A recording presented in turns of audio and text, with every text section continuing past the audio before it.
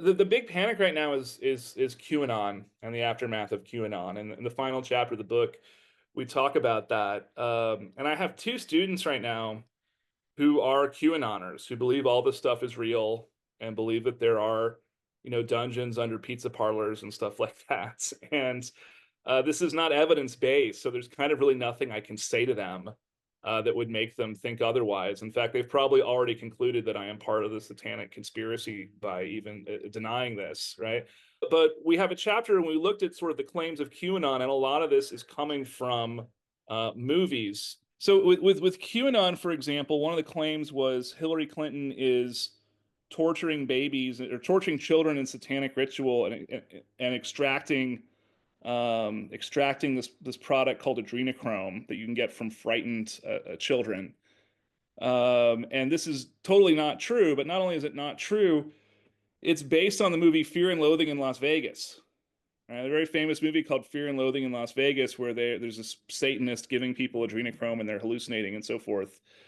For the record, we found out that you can buy adrenochrome legally. It's manufactured in a laboratory. It's a little hard to get because there's not really much purpose for it. It doesn't really do anything.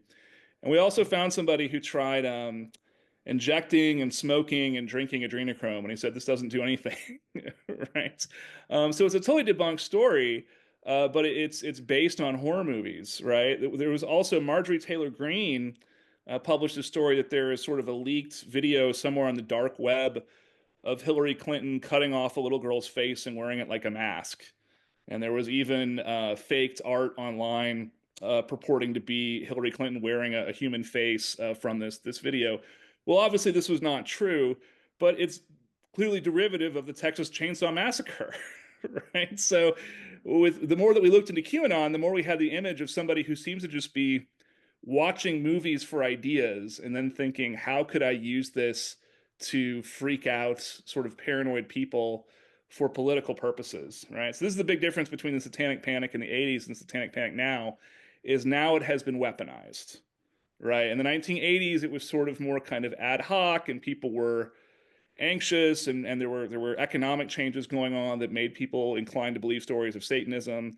But now we have, I think, actual people working for governments in both Russia and the United States who want everyone to think that certain political parties are run by satanic pedophiles and are sort of thinking of very sophisticated ways to promote these kinds of claims online.